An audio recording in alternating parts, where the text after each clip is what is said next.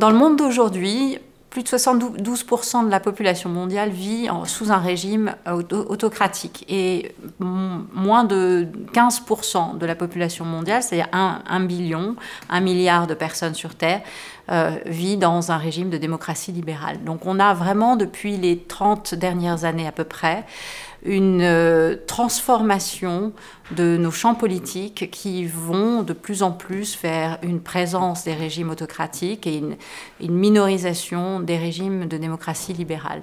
Donc une question qu'on peut se poser, c'est pourquoi, comment est-ce qu'on peut expliquer ça ? Un des phénomènes que je trouve particulièrement important en termes de facteurs explicatifs, c'est la montée des inégalités qui est très nette depuis les 30 dernières années à peu près. Donc on a une temporalité qui est assez proche. Pourquoi la montée des inégalités amène-t-elle en fait à cet illibéralisme?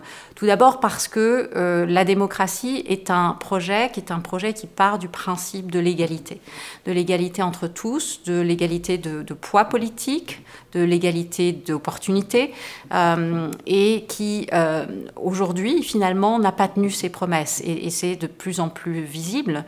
Nous avons des sociétés de démocratie libérale dans lesquelles on sait très bien que si on est pauvre, on va rester pauvre, que si on est riche, on sera de plus en plus riche.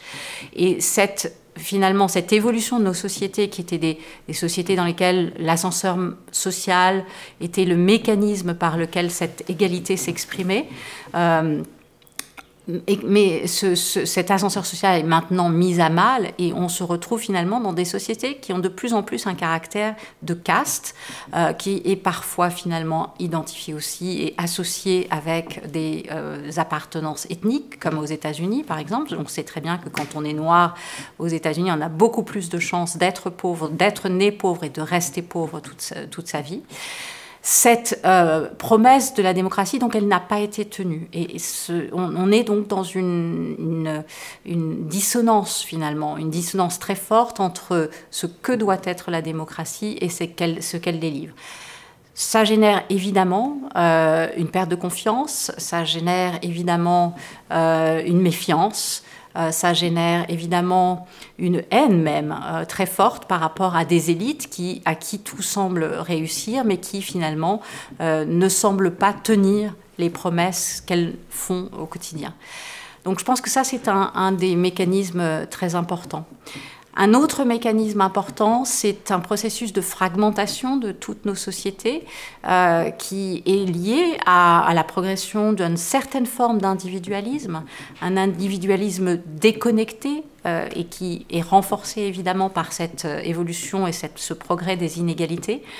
Et cette fragmentation qui amène à ce que je pourrais appeler un phénomène de solitude structurelle, on le sait depuis Hannah Arendt dans les années 50, est un terreau parfait pour la manipulation illibérale, la haine de l'autre, la peur de l'autre, et donc encore une fois des mécanismes qui vont peu à peu miner, éroder nos systèmes démocratiques.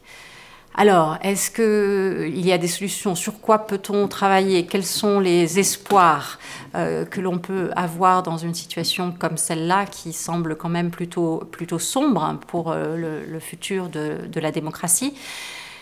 Je pense qu'il faut commencer, c'est un des lieux sur lesquels il faut travailler, c'est commencer par réinventer, réinjecter une forte dose d'éducation à la citoyenneté dans toutes nos sociétés libérales.